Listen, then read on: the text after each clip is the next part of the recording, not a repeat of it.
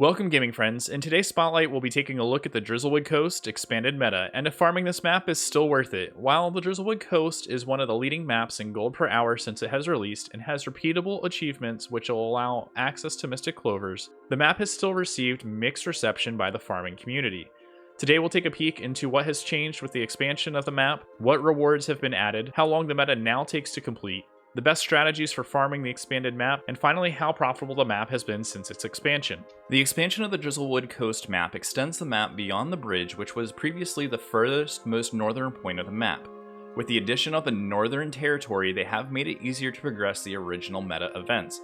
However, to complete the entire Drizzlewood Coast meta in its current state, it now takes between 2 hours and 2 hours and 15 minutes to complete on average. The extended portion of the Drizzlewood Coast meta also plays into the philosophy that they've been using for the previous map, which guarantees specific rewards. After defeating the final boss, the chest in the Frost Citadel has a chance to drop the Frost Infusion. There are also additional recipes that they have added to the Mystic Forge for crafting this Frost Infusion. So if you're not lucky enough to get this drop in the chest, you are able to work towards getting this infusion through farming or purchasing the base tier materials from the trading post. The initial meta strategy has remained relatively unchanged. While it is easier to progress the objectives now forward so that you can get to the next part of the map, you will still need to prioritize the eastern side of the map slightly sooner than the western side of the map. That way you are able to maximize the number of chests that you receive in 10-minute increments.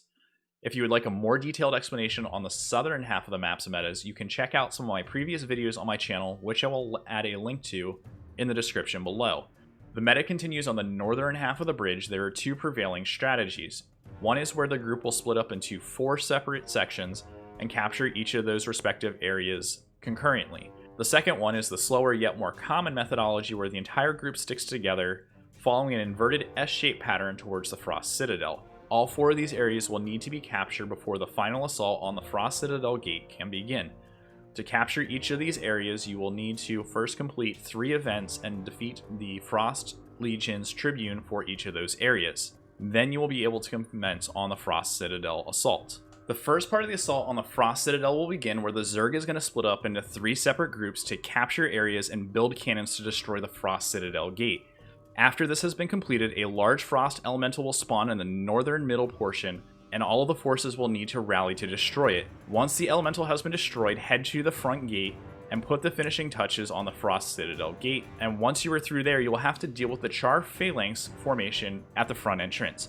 These mobs will need to have their CC bars broken before you are able to damage them. The EMPs from the way station, however, are great tools to deal with those bars. In the next room, you'll have to battle it out with a massive Frost Legion tank.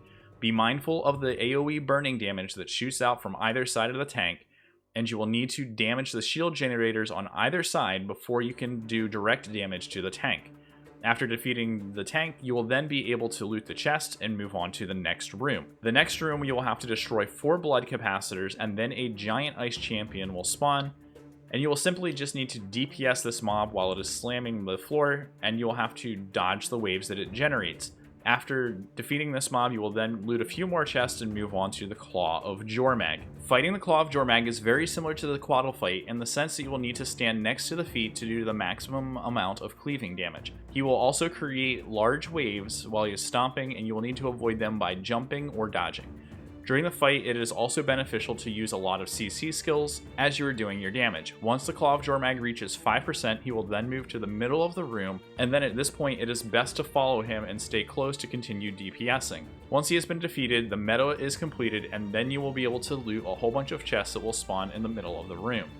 After farming a variety of strategies on the extended Drizzlewood Coast meta, I found that I was making between 18 and 25 gold per hour. However, the average farming attempts were more towards 20 gold per hour. A large majority of the variation, however, came from where I was at in my achievement track. For example, if I was running the Blood Legion achievement track and I was receiving either the charged lodestones or the blood boxes, it would greatly increase my gold per hour, where if I wasn't getting them in that specific farming session, it would decrease my gold per hour. It is also worth noting that you have access to Mystic Clovers inside these achievement tracks, and I did not include them into the gold per hour. However, if you do include the Mystic Clovers into your gold per hour, you would be reaching between 22 and 29 gold per hour. If your goal is to craft a legendary weapon or the Frost Infusion, then the Drizzlewood Coast map is a great place for you to be farming resources. This map is also great for people trying to farm specific resources since the reward system is so predictable in its acquisition method. Another benefit to this map is there is no cap on the amount of chests that you're permitted to loot in a day. However, if you do not have the time or the discipline to farm the entire meta from start to finish, then it can greatly impact your results. For example, you need to maintain activity so that you get enough keys and are able to have all of the 10-minute increment chests when you are on the southern half of the map. I found that the Drizzlewood Coast meta map is worth it for me because I personally craft a lot of legendary items, have uses for mystic clovers, and have the grit to farm an entire meta from start to finish, but I also realize it's not for everyone. Hopefully you found this guide helpful. If you did, please consider leaving a like to help out with the YouTube algorithm and subscribing to the channel to help support future content. Also feel free to share any tips or tricks that I might have missed in this video in the comments below. Hopefully you're all having a great one, and we'll catch you next time.